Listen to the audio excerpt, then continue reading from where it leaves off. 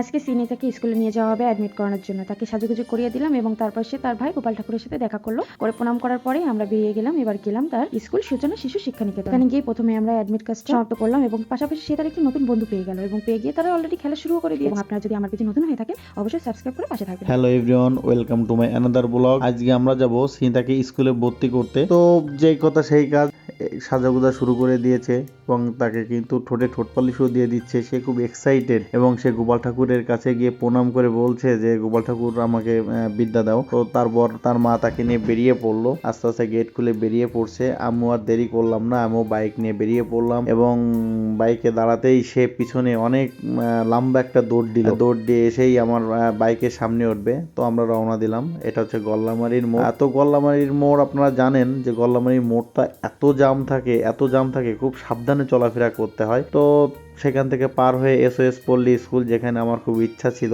তাকে পড়ানোর, কিন্তু আসলে কিছু প্রবলেমের জন্য আসলে পারি না। তো দেখা গেল দাদার সঙ্গেও কিছু খুনসুটি করে নিলাম। তো তারপর দেখতে পাচ্ছেন এটা হচ্ছে শীতলাবাড়ি মন্দির, যেটা সবাই চেনে। খুলনার ভিতর খুবই নাম করা একটা জায়গা এবং যত বড় বড় অনুষ্ঠান হয়, বড় নামযজ্ঞ হয়, বড় পূজা হয়, প্রত্যেকটা জিনিস এখানে কিন্তু খুবই আমদানি করে হয়। তো তারপর আমরা চলে গেলাম দোলখোলা মন্দির। তো দোলখোলা মন্দির পার হয়ে চলে গেলাম দোলখোলা মোড়। খুবই একটা আকর্ষণীয় জায়গা, যেখানে কিন্তু সকালবেলা খুবই বড় একটা বাজার মেলে।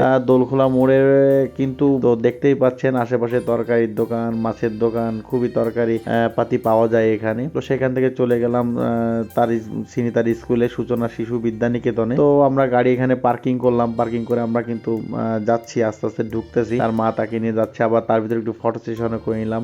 এবং পাশে দেখেন এই যে তুলসী গাছের একটা জায়গা করে রাখা হয়েছে। তো আমরা আস্তে আস্তে ফটো সেশন শেষ করে ঢুকে পড়লাম তার স্কুলের ভিতরে। তো দেখেন স্কুলের ভিতরটা আমি ঘুরিয়ে দেখাচ্ছি আপনাকে মুভিং করে। এত সুন্দর বাচ্চাদের জন্য বিভিন্ন আইটেমের খেলার জিনিস আছে। আমি হয়তো বা এত খেলার জিনিসের নাম আমি বলতে পারবো না। তো চলে গেল সিনিতা ম্যামের কাছে এবং ম্যাম কিন্তু তাকে কোলে নিয়ে অলরেডি তার সাথে কিন্তু গল্প করা শুরু করে দিয়েছে এবং ম্যাম কিন্তু তাকে নিয়ে ক্লাস পরিদর্শন করাচ্ছে যে তার মতো অনেক বাচ্চা কাচ্চাও কিন্তু এখানে পড়াশোনা করে। তো তার ভিতর আমরা অ্যাডমিটের কাজটাও সেরে নিলাম। যে আসলে কোনটা থেকে কোনটা খেলবে, সিনিতা কিন্তু এর ফাঁকে খেলাধুলায় খুব মগ্ন হয়ে আছে। যে আমাদের ওখানে যে খালাটা আছে, খালা কিন্তু তাকে খুব হেল্প করছে এবং সে কিন্তু বিভিন্ন খেলায় মগ্ন হয়ে আছে, নিজেই ভাবতে পারছে। এই জন্য সে কিন্তু একটার পর একটা খেলতেই আছে।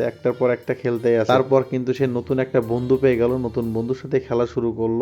খেলা শুরু করার পরে তো খেলা শুরু করলো। এই পর্যন্তই ভিডিওটি যদি ভালো লেগে থাকে অবশ্যই লাইক, কমেন্ট, শেয়ার করে পাশে থাকবেন। আর হ্যাঁ, অবশ্যই নতুন ভিডিও